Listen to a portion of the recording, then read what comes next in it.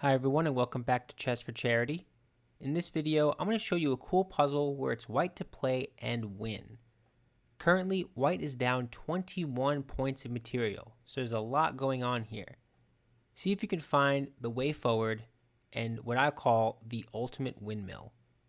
Take a second, see if you can see the entire sequence, how far can you see. It's kind of a cool puzzle. Let me know in the comments what you think.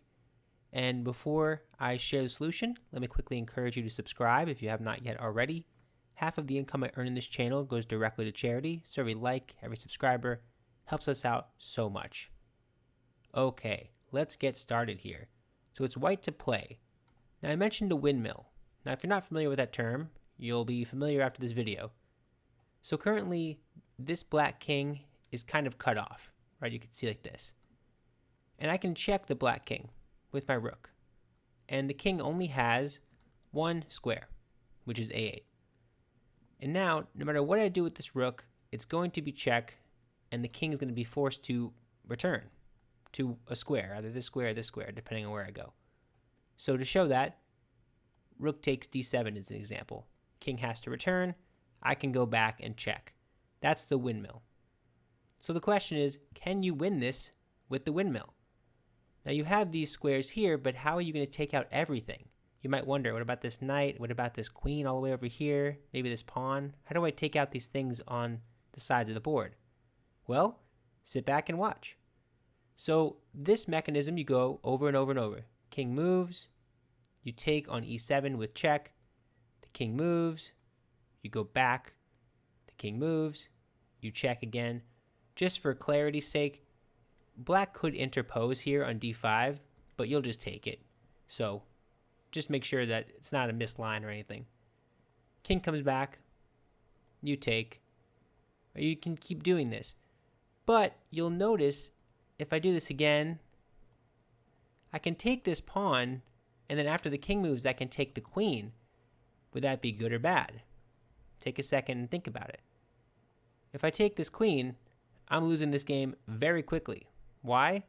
Well, I just let them out. They can promote, and I'm lost, right? They have a lot of pieces. I'm still down 13 points of material. So don't be tempted to take the queen. Instead, we go back and check again. And now we clear out the other direction, this direction. That was terrible arrows, this direction. So, check. They can't take you. Remember, make sure it's clear. This knight, this knight cannot take b6 because of this check. And now they return to a7. So before they were going from a8 to b8, now they're going from a8 to b7, or to a7. Okay, so you check them again, they move again, you check them again, they move again, and hopefully you're getting the idea here. So how do you finish it? Check, check, check. Look at how many pieces this windmill is taking out. All of these squares. Pretty amazing, right? Check again. Okay. Only one move. This is all forced. Now you take. Great. Now you can take this queen. Great. Now you still have to win this endgame. This is not trivial by any means, but it's kind of simple. Depends on the level of player, but it's not like terribly challenging.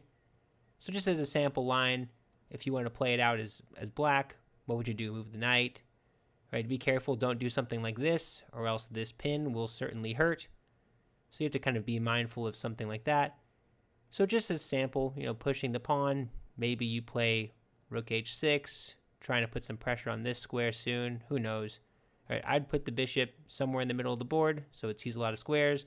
I'd probably check, especially because the knight just went here. So I'd probably play this move instead of rook h6. And then I'm cutting the king off. And if they go there, this move wins, taking that. So it's a pretty easy win, just to show that sample line. But if you go all the way back, look at where we started. Look at that. You went through and took 1, 2, 3, 4, 5, 6, 7, 8, 9, 10, 11. 11 pieces. So isn't that crazy? I've never seen a windmill where you do that. And I guess you could maybe add something here. And maybe you could take on b1 to make it even crazier. But you get the idea. So, did you figure it out? Did you find the entire sequence? Believe it or not, this position, in the computer's eyes at least, I haven't done this myself, is a mate in 40. Pretty cool. I'm sure that's like with resistance where they interpose and do stuff like that. But that's pretty amazing. Mate in 40 from this position, even though you're down 21 points of material. Anyway, hope you enjoyed it, got something out of it. Kind of a fun puzzle, kind of a little silly. Share it with someone. Hopefully it makes them smile. Thanks so much for watching. Bye.